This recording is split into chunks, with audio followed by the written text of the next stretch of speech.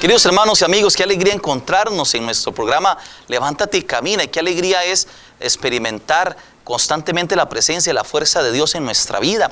Hemos venido desarrollando junto a un material hermoso. Le invito a que lo consiga, que lo lea, que lo estudie, que lo subraye, que responda a las preguntas que viene ahí. De verdad que uno tiene que interesarse por la doctrina de la iglesia, por la doctrina cristiana, por nuestra fe y conocer a profundidad la fe cristiana. ¿Qué me parece? Me parece que a veces nos quedamos con los comentarios, con lo que dicen, y no le entramos a saborear la riqueza de la fe cristiana, que es sabrosísima, que es un tesoro, lo que Cristo nos ha revelado y la iglesia nos ha transmitido por la acción del Espíritu Santo. Entonces, hemos venido desarrollando ya el programa anterior, de la semana pasada, usted lo recordará, en torno a la profesión de fe allá en el credo, que dice: esperamos la resurrección de los muertos y la vida del mundo futuro. Estamos reflexionando en torno a la muerte la semana pasada. Y yo espero que esta palabra que escuchamos del programa pasado, si usted no lo vio, vaya ahí al canal de YouTube de Canal 14, TV Sur, y ahí encuentre el programa de la semana pasada. Va a haber algunos elementos esenciales que queremos que usted se sienta tranquilo, que usted viva en paz y que usted experimente la fuerza de Dios también delante de la muerte. Da una tranquilidad, una serenidad, saber que la muerte no es el final, que Cristo nos está esperando con los brazos abiertos para llevarnos a gozar de su reino. En esta ocasión vamos a hablar del juicio, ¿ok? Seremos juzgados en el amor. Hermoso, ¿eh? Bueno, ok, viene la muerte. ¿Qué viene después? El juicio, ¿ok? Y entonces vamos a escuchar de la palabra de Dios, una palabra hermosa que nos va a iluminar. Póngale mucha atención y abra el oído para que el Señor le regale una palabra que nos ayude a crecer en la fe. De la primera carta del apóstol San Pablo a la comunidad de Corintio, ese capítulo 4, versículo 5. Por tanto, no juzguen antes de tiempo, esperen la llegada del Señor. Él iluminará lo que está oculto en la tiniebla y pondrá al descubierto las intenciones del corazón. Entonces cada uno recibirá su calificación delante de Dios. Palabra de Dios. Queridos hermanos, estamos hablando en torno al juicio, ¿verdad? Que tanta gente se lo imagina con mucho miedo, con mucho terror. De repente la palabra juicio nos hace referencia a los tribunales, a un juez que nos dice todo lo malo que hemos hecho y nosotros que somos juzgados. En realidad, ese no es el ambiente propio de la comprensión neotestamentaria, o sea, el Nuevo Testamento o del Antiguo Testamento de raíz hebrea, sino más bien el juicio hace referencia a una acogida del Padre al Hijo que se ha equivocado. Vamos a verlo poco a poco. Primero hay que decir que el juicio humano es bien difícil, porque no somos capaces. ¿Cómo nos atrevemos a juzgar a los demás de las simples cosas que vemos, de lo que está en la fachada? Muchas veces pretendemos conocer a la gente solo desde afuera. No sabemos, como dice San Pablo en la carta a los Corintios, la intención del corazón. Eso no siempre queda descubierto, ¿verdad? Es difícil en realidad conocer a una persona totalmente, su historia, su vida, sus situaciones, lo que piensa, lo que siente, ¿verdad? Nunca llegamos a conocer totalmente a una persona. Hay que decir, y decirlo claro, muchas veces las apariencias engañan. ¿Cuántas veces ni siquiera nosotros mismos podemos entender lo que viene adentro de nosotros? Los sentimientos, a veces las ideas que nos vienen, ¿verdad? El ser humano es bien complejo. A muchas veces incluso, sin ninguna crítica maliciosa, en los procesos judiciales, a pesar de toda la objetividad, de toda la cientificidad, de toda la legalidad de los procesos, ¿cuántas veces se han condenado a inocentes y absuelto a culpables? ¿Verdad? El juicio humano es un juicio limitado. ¿Por qué? Porque no es capaz de mirar hasta lo más profundo del interior. No es capaz. El ser humano se queda en lo exterior, en la fachada, en lo que los demás son capaces de decir o de hacer ver. Bien, ¿qué pasa con el juicio divino? Dice San Pablo, como hemos escuchado, no se aceleren a juzgar. El Señor iluminará la oscuridad y sacará a flote las intenciones del corazón. Aquí el problema es este, y lo maravilloso es esto, que delante de Dios no queda nada oculto. Y esto no lo digo para que usted se asuste, para que usted diga, ay Dios mío, no, para que usted se sienta tranquilo. O sea, a Dios no hay nada que esconderle. A Dios no hay nada que esconderle. Él es capaz de llegar a lo más profundo de tu ser. Ahí no es como el ser humano.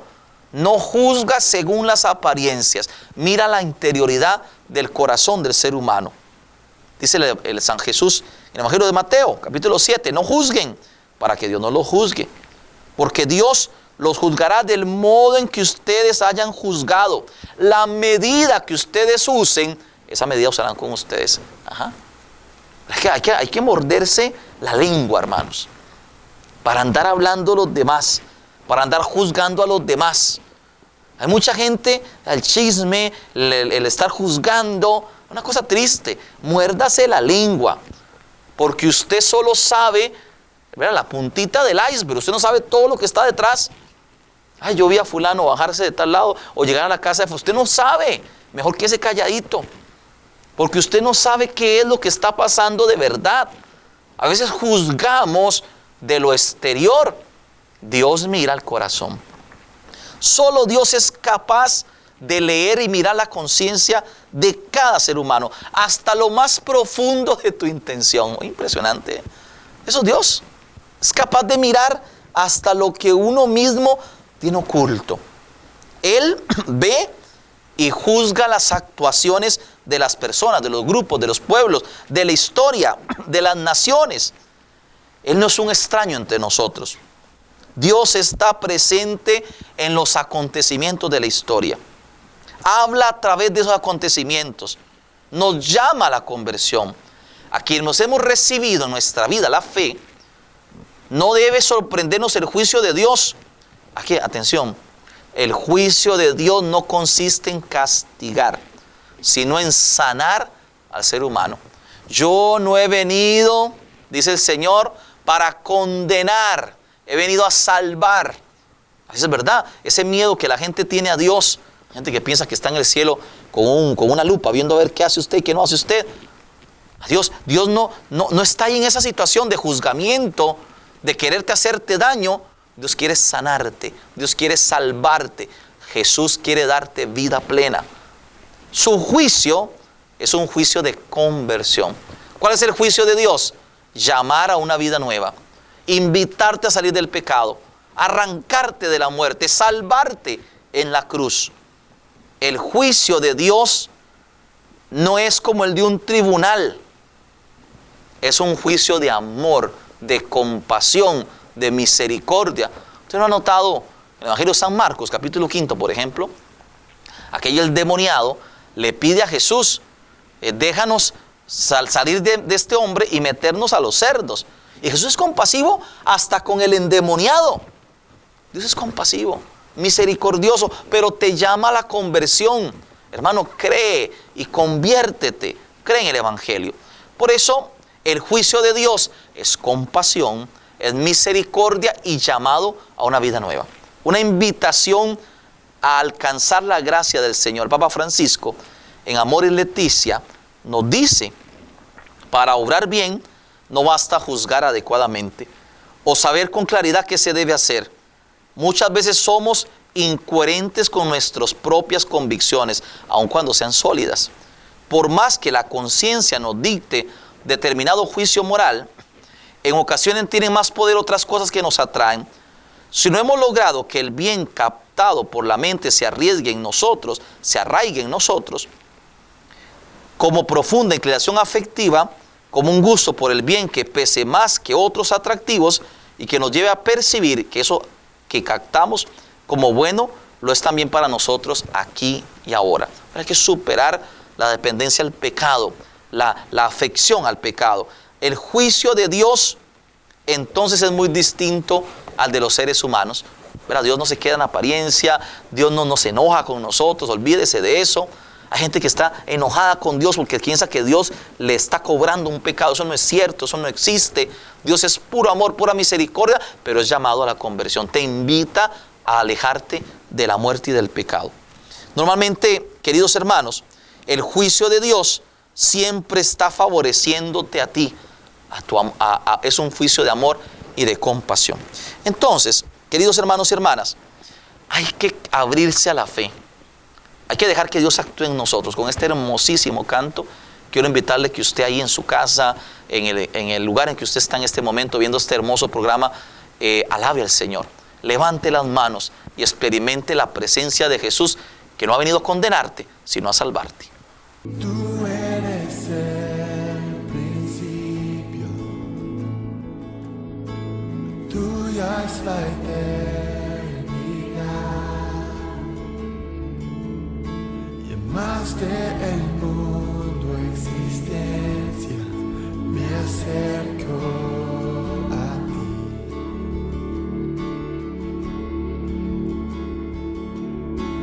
Moriste por mis fracasos, llevaste mi culpa en la cruz,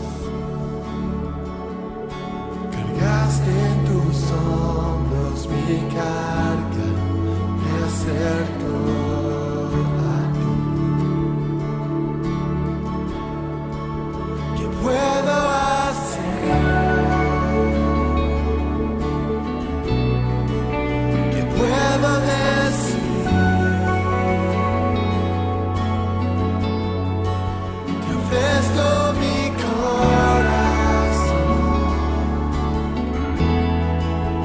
completamente a ti.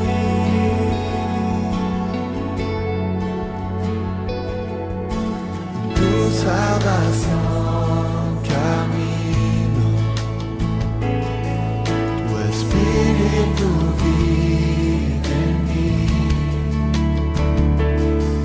Declararé tus promesas, me acerco a ti. ¿Qué puedo hacer? ¿Qué puedo decir?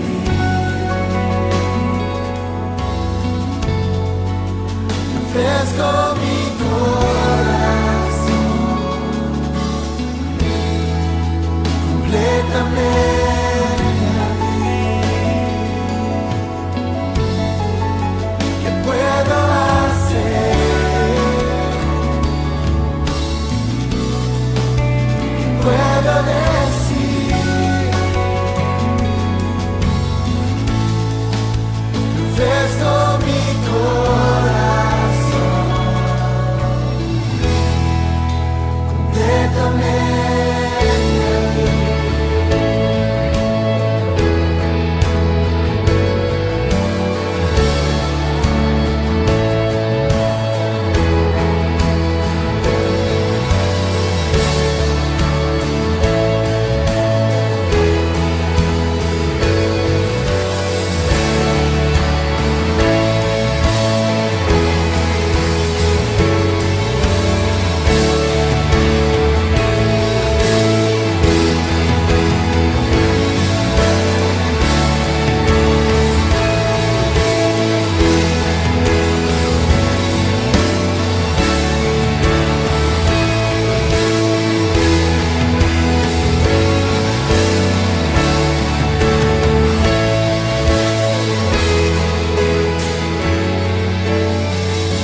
Aquí estoy, con manos alzadas vengo, pues tú todo lo diste por mí.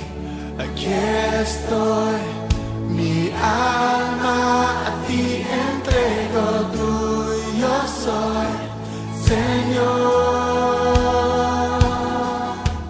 Queridos hermanos, qué hermoso es experimentar la presencia de Jesús. Y qué hermoso es saber que el Señor, con este hermoso canto que hemos hecho, nos bendice y nos transforma. Nosotros glorificamos a Jesús, el Señor, porque ha venido a salvarnos y Él ha venido a transformar nuestra vida. Vamos ahora, hablando del juicio. Ya vimos que el juicio humano y el juicio divino son distintos. Dios no se queda en lo externo, en apariencia, sino que mira el corazón.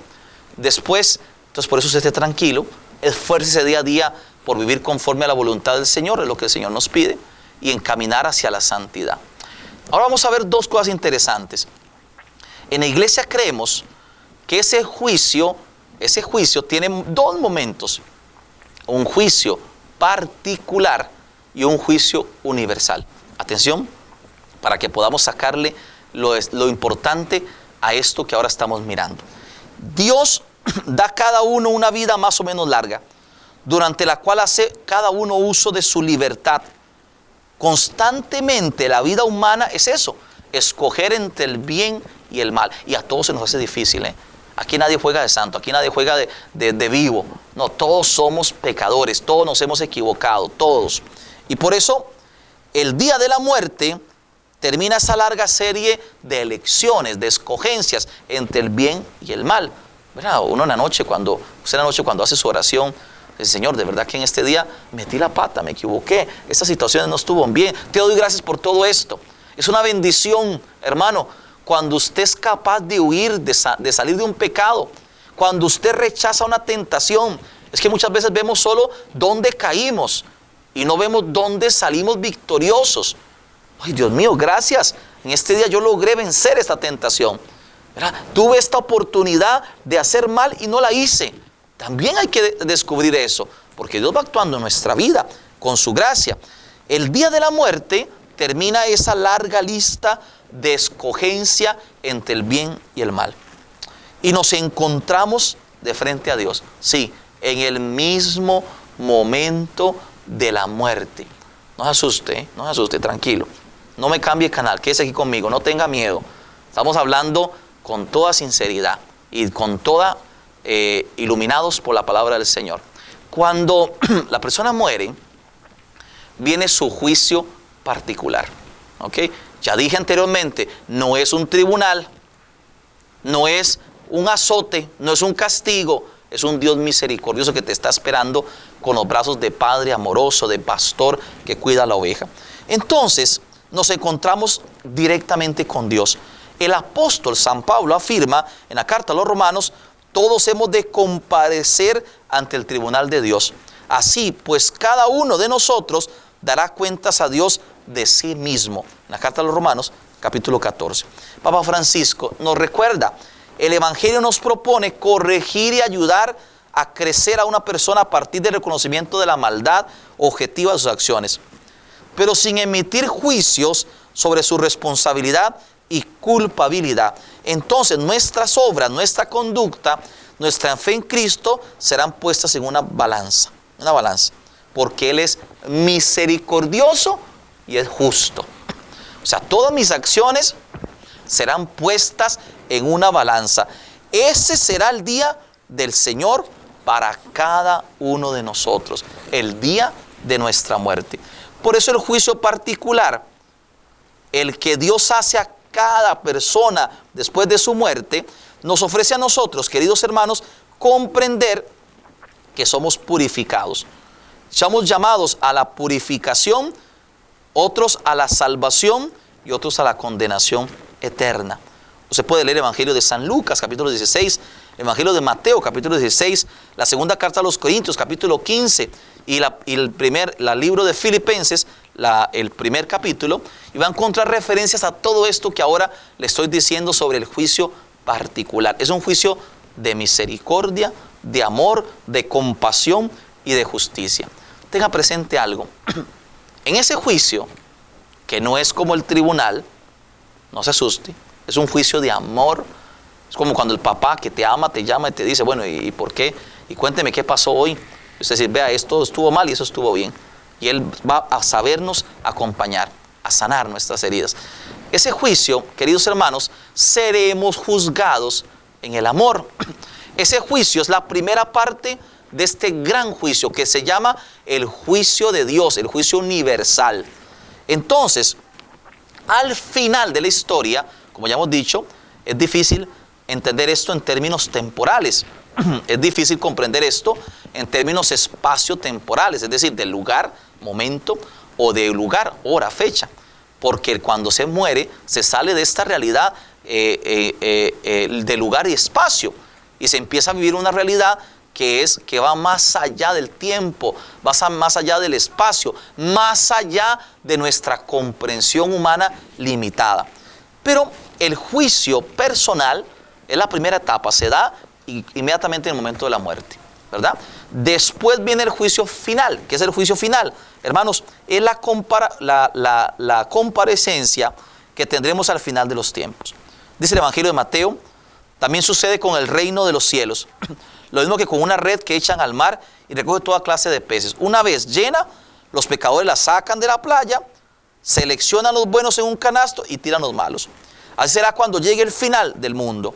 Saldrán los ángeles a separar los malos de los buenos y echarán a los malos al horno del fuego. Ahí llorarán y rechinarán los dientes. Eso es importante. Se llama el juicio final, el juicio universal, que es la manifestación de Cristo el Señor. Como lo hemos escuchado, ¿no? Mirarán, dice el apóstol, a Jesús bajar del cielo con todos sus ángeles en el último día. Verás que la resurrección está asociada a este juicio final, en que todos los cristianos serán levantados para la victoria final. Eso es interesante.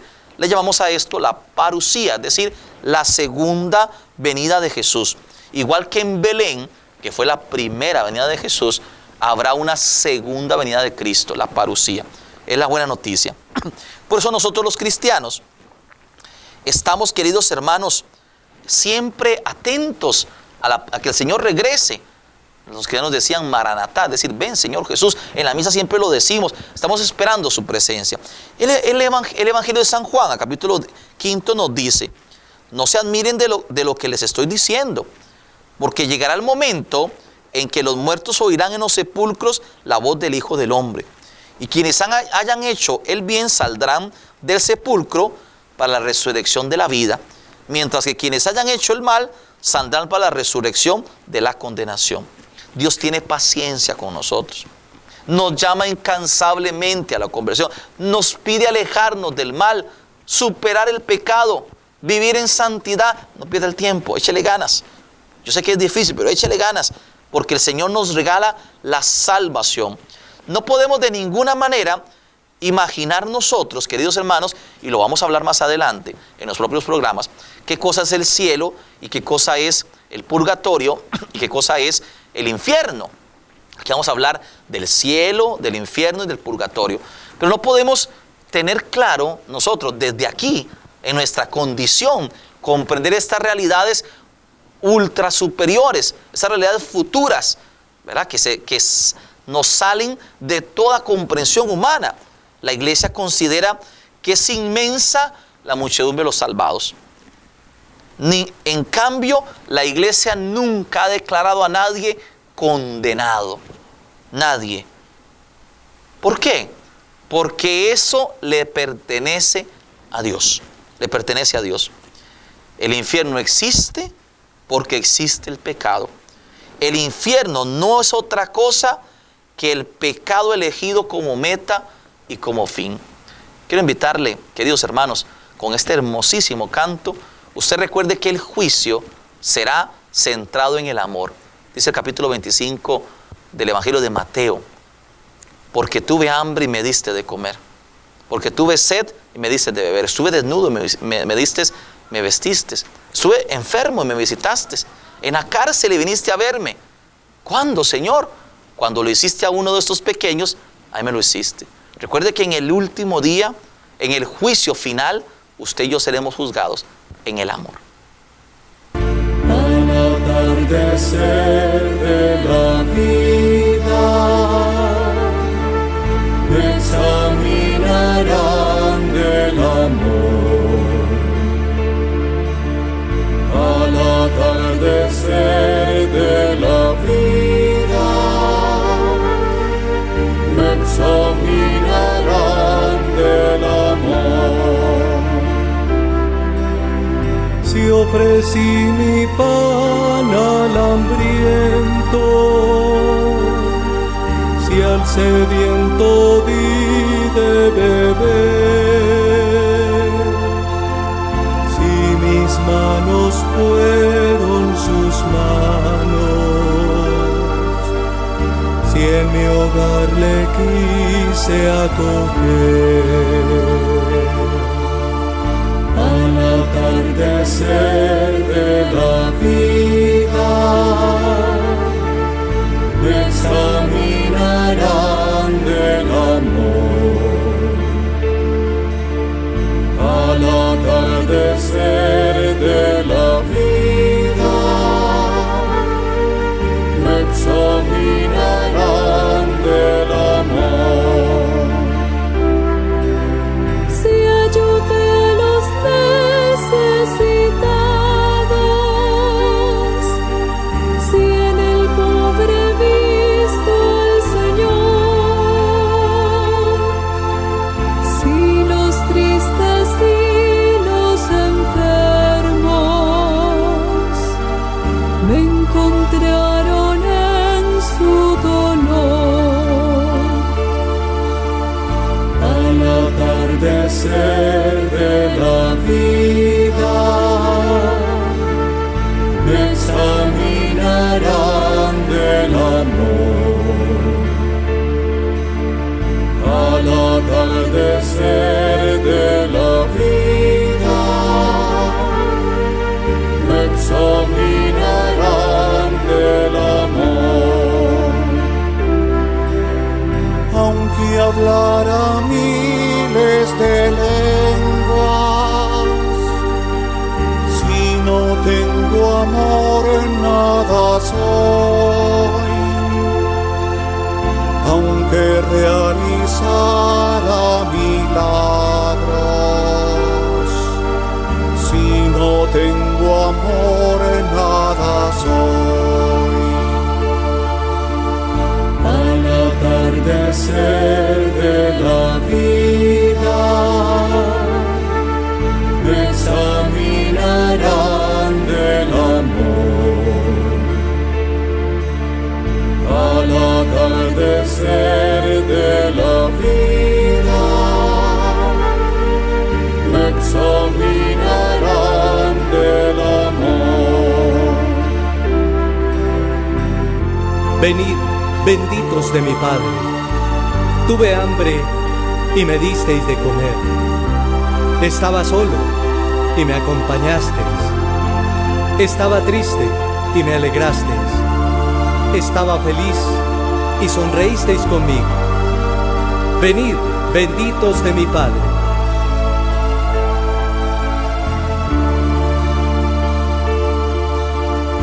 Al atardecer de la vida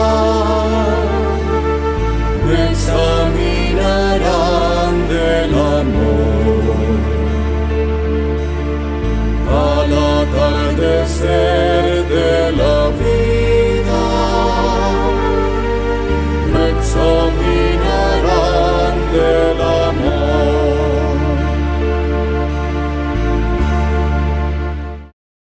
Queridos hermanos, la invitación después de este hermosísimo canto a estar despiertos, mirando hacia el futuro. Ya hemos dicho, la muerte no acaba nuestra vida, es solo un paso, Pascua, solo un paso. Pero mirando hacia el futuro, preparémonos para ese juicio, es el más importante de su vida. Si que hemos metido la pata, que nos hemos equivocado, es hora de convertirse, no por miedo a lo que vendrá, no por miedo al infierno, no por miedo a eso, sino por la alegría de llegar al reino de los cielos, a disfrutar de la presencia del Señor. Por eso, usted y yo sabemos que convivimos en esa fragilidad humana entre el bien y el mal. Vea, Mateo lo dice, ¿no? El trigo y la cizaña, ¿verdad? Capítulo 13 del Evangelio de Mateo, los peces buenos y los peces malos. Ahí estamos nosotros. Pero entonces, ese juicio es un juicio de separación, ¿verdad? Los buenos peces, los malos, el trigo y la cizaña. Tenga presente. Incluso el bien y el mal viven entremezclados, ¿verdad? Como nos he dicho, no se sabe cuál es la cizaña hasta que ya está el tiempo de cortarlo. Ese día glorioso de la parusía, de la venida de Cristo, de la consumación de la obra redentora de Cristo, cuando lleve a plenitud todo lo que nos ha propuesto, ha comenzado en la encarnación de Cristo, en su pasión, en su muerte y en su resurrección gloriosa.